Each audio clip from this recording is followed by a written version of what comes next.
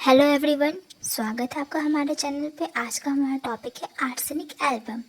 इसकी जो प्रूवर है वो डॉक्टर हैनीमैन है और इसका कॉमन नेम है white oxide of arsenic. Arsenic को रेस हॉट से कंपेयर किया जाता है। ये डेडली पॉइजन है। इसको एंशिएंट टाइम में भी एज ए मेडिसिन यूज़ किया जाता था इंडिया और चाइना में, न्यूरैल्जिक एफेक्शन में, कोरिया में, कॉलेरा में।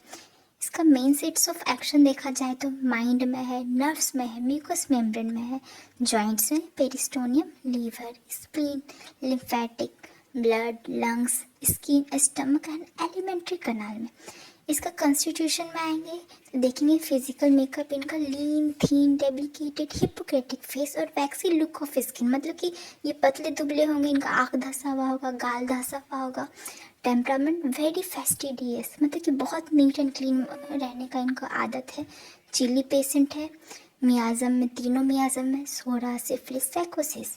डायथेसिस है इसका स्क्रोफ्यूलस। अब नेक्स्ट इसके सिम्टम्स में हम लोग आते हैं। ये मेंटली बहुत ज़्यादा रेस्टलेस होते हैं और फिजिकल इतने वीक होते हैं कि थोड़ा सा मूव करते तो एग्जॉस्ट हो जाते हैं। आर्सेनिक को हॉर्स जैसा इसलिए बोला क्योंकि हॉर्स की तरह ये रेस्टलेस रहते हैं। और मान लीजिए कोई फूड पॉइजनिंग हो गया या कोई ख़राब खाना खा लिया, सड़ा हुआ खाना खा लिया, उसके बाद वोमिटिंग डायरिया होता है तो ये इसके लिए अच्छा रेमेडी है। या अल्कोहल आइसक्रीम की वजह से डायरिया वोमिटिंग हो गया तब भी ये दे सकते हैं। इसमें जो कंप्लेंट्स है वो पीरियोडिकली रिटर्न होता है, मतलब कि कुछ इंटरवल के बाद वापस आता है, तो ये उसमें भी अच्छा काम करता है। तो ये यूज़फुल ड्रग है इंटरमिटेंट फीवर के लिए। इसमें जो सारा डिस्चार्ज होता है वो एक्रिड, स्कैंटी, प्यूट्राइड और डार्क होता है और कैडेवर्स ऑर्डर आता है। आर्सेनिक का पेशेंट आएगा तो दूर से ही आप समझ जाइए क्योंकि वो इतना गंदा कैडेवर जैसा स्मेल करेगा। Thrust, small quantity of water at small short intervals.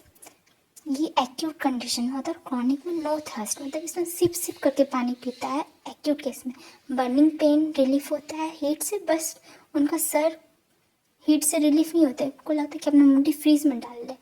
ये फूड साइड का स्मेल नहीं बियर कर पाते हैं। अब नेक्स्ट हम लोग आते हैं माइंड सिम्टम में। इनको बहुत ज़्यादा डर होता है डेथ का और इनको लगता है कि इनको जो बीमारी हुआ है वो नहीं ठीक होने वाला, तो कोई फ़ायदा नहीं है मेडिसिन लेके।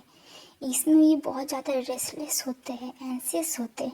इनको हर चीज़ नीट चाहिए होता है, क्लीन चाहिए होता है और ऑर्डर में चाहिए होता है। एक लाइन यूज़ किया गया, एक गोल्ड हेडेड किंग पर्सन, मतलब कि मान लीजिए कोई फोटो टंगा हुआ है दीवार में और वो थोड़ा सा टेढ़ा है और वो जब तक उसको ठीक नहीं कर लेंगे तो उसको चैन नहीं आएगा।